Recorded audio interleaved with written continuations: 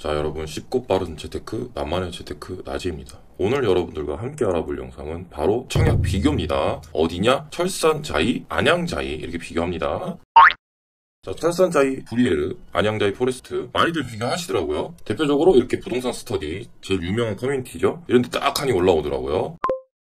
자, 우선 입지예요. 철산자이 브리에르는 여기입니다. 철산자이다 헤리티지. 지금 현재 입주한 철산역 롯데캐슬앤 SK뷰 이렇게 각각 들어오고, 그 외에도 계속 뉴타운이기 때문에 이렇게 들어옵니다. 밑에 지역도 대부분 다 개발될 예정이고요. 자, 여기까지는 거리가 솔직히 애매해요. 1.14km. 이게 실제로는 이 정도면은 한 성인 걸음으로는 한 13, 14분에 갈 수 있기는 한데, 제가 볼 때 여기는 도로상 못 갈 것 같아요. 계속 길을 건너야 돼요. 중간중간 너무 횡단보도나 시간을 늦출 수 있는 구간들이 많아서 실제로는 이거 더 걸리기 때문에 과연 도보로 갈 수 있을까 좀 의문이 들고요. 그나마 밑에 좀 가깝죠. 실제로 이렇게 걸어가게 되면은 아파트를 통해서 가면 됩니다. 그러나 다만 여기 횡단보도 한 번, 여기 또 한 번 이렇게 있기 때문에 쉽지 않다. 얘는 그래도 15분 정도면 갈 수 있지 않을까라는 생각을 합니다. 그래서 여기까지는 가까운 편은 아니다. 그래도 장점은 있죠. 길 건너에 학교가 있다. 그리고 안양천이 보일 수 있는 여건이 있죠. 배치를 남동향으로 빼게 되면은 아무래도 안양천이 좀 보일 수 있겠죠. 근데 여기가 그렇게 예쁘진 않아요. 아직까지는 정비가 많이 되어 있는 구간은 아닙니다. 참고로 여기 약간 TMA를 알려드리면 수도권 3대천이 있습니다. 자, 양재천. 너무 예쁘죠. 실사입니다, 실사. 자, 양재천이 어디냐면 여기 요렇게입니다. 요렇게가 다 양재천이에요. 도곡동과 개포동 사이에 있는 우리나라에서 가장 예쁘다는 양재천. 준한강이라고까지 불릴 수 있을 정도로 굉장히 예쁩니다. 자, 두 번째는 탄천. 굉장히 예쁩니다. 탄천 같은 경우는 요렇게 잠실로 해가지고 분당으로 흐릅니다. 자, 그리고 마지막 안양천. 자, 안양천 같은 경우는 여기 목동을 시작으로 해서 광명 거쳐서 안양으로 흐르는 하천입니다. 자, 이렇게 해서 여기까지가 3대 하천. 자, 그럼 이번에는 안양자이더 포레스트 같이 볼게요. 네, 여기입니다.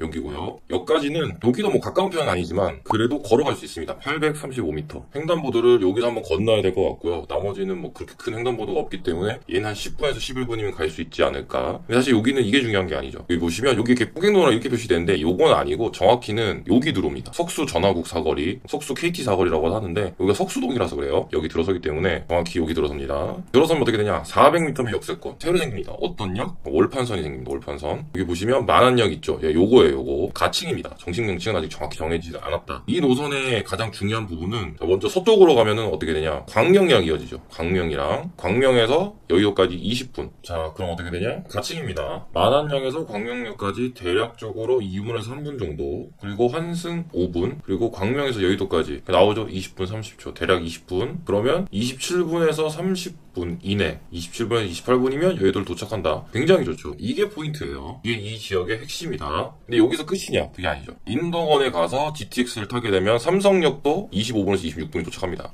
아주 훌륭하죠. 심지어 판교는 직행이에요. 20분이면 갑니다. 굉장히 좋죠. 물론 뭐 이게 월판선은 또 이렇게 급행이 있어요. 급행은 엄청나게 빠르긴 하는데 여기 보시면 환승이라고 해야 될까요? 이제 급행을 바꿔 타는 시간이 있잖아요. 그랬을 때 16분 정도인데 아까 20분, 16분. 굳이 뭐 내려가지고 또 이렇게 뭐 인덕원에서 갈아타는 의미는 좀 약간 약할 것 같긴 해요. 그냥 쭉 가서 20분 만에 판교 가시는 걸 추천드립니다. 그 외에도 자, 인덕원에서 이렇게 타서 동대문 같은 데 간다고 해도 실제로 지하철 타면 약 40분. 여기서 환승하고 하면 대략적으로 이런 시간 다 포함해서 인덕원까지가 대략적으로 약 8분 정도 소요되죠. 8분에서 9분. 그러므로 환승까지 합치면 1시간 안에, 즉 60분 안에는 동대문 등 도심 지역에도 도착을 했다. 이런 부분들이 굉장히 중요합니다. 그래서 이 두 가지 동네를 정확히 요약하면은 자, 광명역까지 거리 솔직히 애매하다. 학구는 없죠. 광명의 학구는 솔직히 없습니다. 하원과도 없죠. 보통 목동 하원가를 이용하죠. 추가 교통문제도 현재까지 없습니다. 주변 개발도 거의 비슷한 시기에 마무리되기 때문에 추가적으로 계속 들어오는 건 없습니다. 그렇지만 뉴타운으로 상당히 동네가 개선되는 건 확실하다. 이런 장점이 있고요.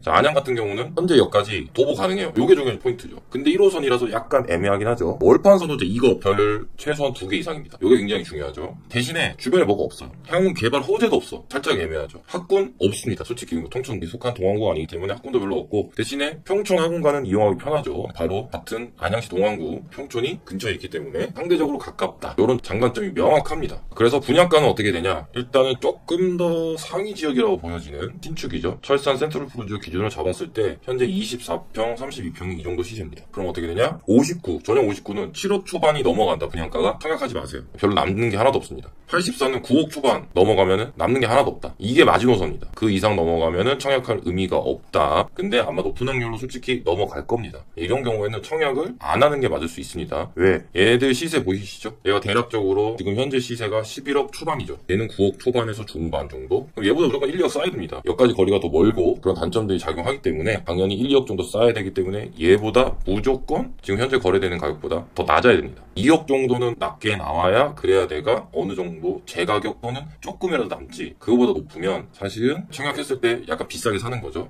자, 영상을 다 찍었더니 분양가가 그 다음에 나왔어요. 그래서 지금 추가 촬영을 한 건데 지금 제가 예상한 시세가 8억 초중반이죠. 전용 59가. 근데 지금 8억 6천에 나왔다. 솔직히 시차이 없죠. 그냥 시세대로 다 주고 가는 청약이다. 그러므로 실거주하실 분들에게만 추천드립니다. 자, 안양 자이더 포레스트입니다. 안양 자이더 포레스트는 일단 주변에 단지가 없어요. 여기 이게 아파트죠. 아파트가 주변에 거의 없기 때문에 확대해서 봐도 여기입니다. 주변에 아파트가 있긴 하지만 좀 상당히 거리가 있기도 하고 근처에 단지가 많이 없습니다. 특히 신축은 없는 단점이 있죠. 그나마 비슷한 데가 여기죠. 두산 위브. 두산 위브가 여기까지가 893m입니다. 그리고 이번에 새로 분양한 데가 835m. 그러니까 도보로 실제로 한 1분 정도밖에 차이 안 나요. 그래서 비슷하다고 할 수 있죠. 자, 월판선 같은 경우는 438m, 735m. 네, 즉, 한 300m 차이 나는데 이게 도보로 걸으면 한 3, 4분 차이 날 거예요. 그래서 아무래도 여기까지는 이번에 분양한 데가 유리하다. 그러나 여기서 못 걸어갈 거리도 아니고 두산 이브에서. 그리고 생활 환경도 두산 이브가 더 좋기 때문에 가격은 비슷하거나 얘가 더 높을 가능성이 큽니다. 큰 차이 나지 않을 거예요, 가격에서. 그걸 감안했을 때 지금 보시면 두산 이브가 지금 입주권 분양권으로 거래했기 때문에 측정이 좀 어려워요. 그래서 지금 7억 5천이죠. 29평은 8억에서 8억 5천. 이 저층이기 때문에 좀 싸게 나왔죠. 예, 그랬을 때 예상 시세는 7억에서 7억 5천 정도를 보시는 게 맞고요. 73 같은 경우는 7.5억에서 한 8억 정도를 보시는 게 좀 맞겠죠. 그 이상 분양가다 청약할 의미가 없습니다. 완전 손해보고 사는 거기 때문에. 근데 분양가가 나왔죠. 7억에서 7.5억. 즉 시세 차익은 사실 거의 없어요. 그냥 제 돈 내고 다 내고 사는 거다라고 보시는 게 더 정확합니다. 자, 광명 같은 경우 하도 평면도가 좋다고 하셔서 제가 봤습니다. 근데 평면도가 진짜 너무 훌륭해. 자, 4베이죠. 전형적인 4베이에 드레스룸 아주 광활하고 아주 멋지다. 파우더룸 있습니다. 아주 멋지다. 자, B타입도 역시 4베이. 현관 창고까지, 현관 팬트리까지 넣어줬다. 아주 훌륭하다. 드레스룸, 파우더룸 당연히 있고요. C타입 같은 경우는 현관 팬트리는 없습니다. 다만 드레스룸이 좀 더 넓은 것 같아요. 그리고 파우더룸 역시 있고요. 역시 평면도 훌륭하다. D타입, 드레스룸 광활합니다. 파우더룸 있고요. 현관 팬트리까지 다 있어요. 아주 훌륭하다. E타입은 타워형이네요. 그래도 나름 열심히 노력했죠. 이 정도는 거의 5베이 느낌이 나게 많이 노력했고 여기 팬트리도 넣어줬고 드레스룸에 파우더룸 이런 부분들이 아무래도 공간이 조금 더 데드스페이스가 있다 보니까 조금 더 손실을 보긴 하는데 그래도 타워형에서 이 정도면 굉장히 훌륭한 평면도다. 자, 다음 안양 자이더 포레스트 비교했습니다. 3베이 너무 상대적으로 안 좋죠. 심지어 드레스룸도 없어요. 파우더룸도 없고 특히 안양 자이더 포레스트랑 광명 같은 경우는 모델하우스까지 가깝거든요. 그러니까 아마 버스 타면 한 코스면 갈 거예요. 같은 노선으로 몇 코스면은 가는 그런 데라서 이게 너무 비교될 것 같은데 좀 아쉽습니다. 타워형입니다. 타워형 많이 뺐죠. 약간 4베이, 5베이 느낌 나게 뺐는데 역시 드레스룸, 파우더룸은 없습니다. 근데 팬트리 넣어줬고요. 차라리 이런 경우 경쟁률 낮고 가격이 싸다면 B타입 하시는 게 더 나을 수도 있습니다. 나쁘지 않네요. 그나마 타워형이. C타입에 비슷합니다. 역시 그래도 현관 창고 넣어줬다. C타입이 가장 좋네요. 이 아파트에서는. 드레스룸, 파우더룸은 어차피 똑같이 없고 74 몇 세대 안 되지만 나름 4베이 비스무리하게 하려고 노력을 했어요. 두 개네요. 하나는 포기하셔야 돼요. 어차피 쇼파나고 두면은 하나 안 열 겁니다 아마. 그리고 현관 창고 넣어줬고 드레스룸, 파우더룸 있네요. 역시 그래도 73이 좀 낫다. 자, 이렇게 두 가지 지역을 같이 한번 비교 분석해 드렸어요. 지금 말씀드린 금액 비교하셔서 청약을 해주시면 될 것 같고 솔직히 두 지역 다 애매한 부분이 있습니다. 장단점이 명확하고요. 그래도 조금 더 보면은 광명 쪽이 조금 더 유리한 지역이 아닌가라는 생각이 들고요. 다만 교통이나 이런 거 중요하시면 안양 쪽으로 가셔도 괜찮을 것 같습니다. 그렇게 정리해 드리고 다음에는 더 유익하고 재밌는 내용으로 찾아뵙겠습니다. 자, 모두들 오늘 하루도 고생하셨고 행복한 하루가 되시길 바라겠습니다. 감사합니다.